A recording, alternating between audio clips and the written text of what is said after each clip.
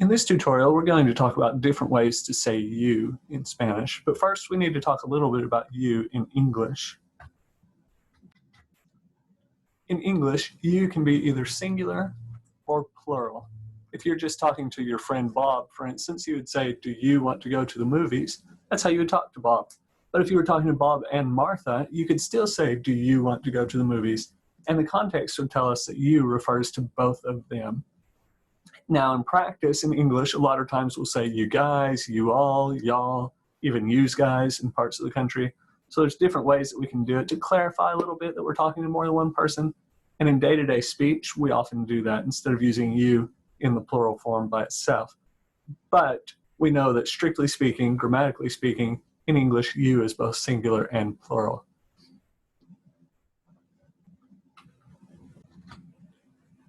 Now, Spanish is different than English in this way. Spanish does not use the same word for you, whether it's singular or plural. We're going to use different words. And in fact, it gets a little bit more complicated than that even. In Spanish, not only do we have to think about whether you is singular or plural, but we also have to think about whether it's informal or formal.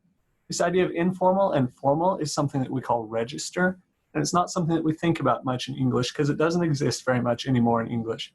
It used to.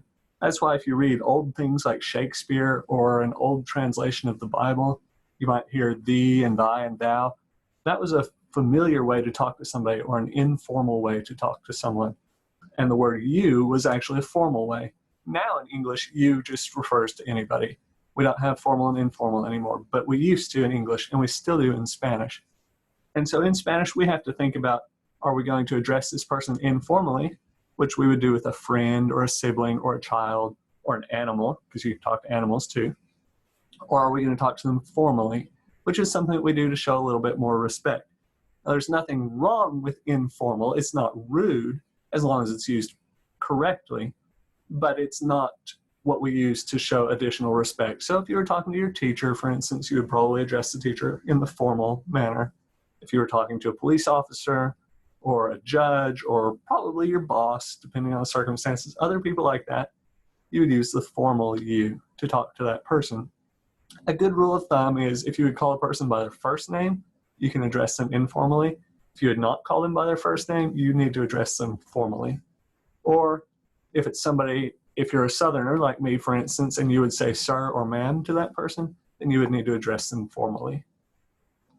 So we have four different words for you. Then we have a singular informal, a singular formal, a plural informal, and a plural formal. And we'll take a look at those. Let's start by looking at the singular informal, and that is the word tú. Tú means you, again, if you were talking to a friend, for instance, or to your brother or sister. Now, the singular formal way to say you, again, if you were talking to your boss or a professor or somebody like that that you need to show a little bit of additional respect to, you'd say usted. Now, the informal plural gets a little bit tricky. The word for it is vosotros, but the thing that's tricky about it is that this is actually only used in Spain. So vosotros is what you'd use to talk to a group of friends or a group of children. This is the equivalent of saying y'all, basically, or you guys. It's an informal way to address a group of people, but only in Spain. And so because it's only used in Spain, a lot of times we will write it with, not in a sentence, we would never do this, but write it with brackets around it just to kind of remind you that it's not very common. Now, obviously, if we were writing out a sentence, we would not put brackets around the word. They're not actually part of the word. It's just a little hint that I give you to remind you that, hey, this is there, but you might not use it. You won't use it unless you go to Spain. And that leaves us with one more form, the formal plural, and it's a little bit tricky too because of this exception with the informal plural. So the formal plural way to say you all, or the formal plural way to say you, which is you all, but in a formal situation, is to say ustedes. If you were talking to a group of professors or teachers, if you were talking to a group of businessmen, or anything like that, again, any situation where you're addressing a group of people, but in a more formal setting, or to show a little bit more respect, you would say ustedes. However, Everywhere except for Spain, ustedes is the only way to say you all. So it doesn't matter if you're talking to a group of businessmen or a group of chickens. If you're going to say you all, you would say ustedes. In Spain, you would use vosotros if you were going to talk to your livestock or your poultry.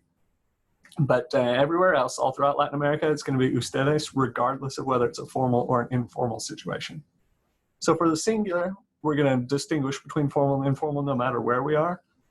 For the plural, it's always going to be ustedes throughout Latin America. If you're in Spain, you still have to distinguish between formal and informal. Again, this idea of formal and informal is something called register. You're not going to run across that term terribly often, but it's good to know what it refers to.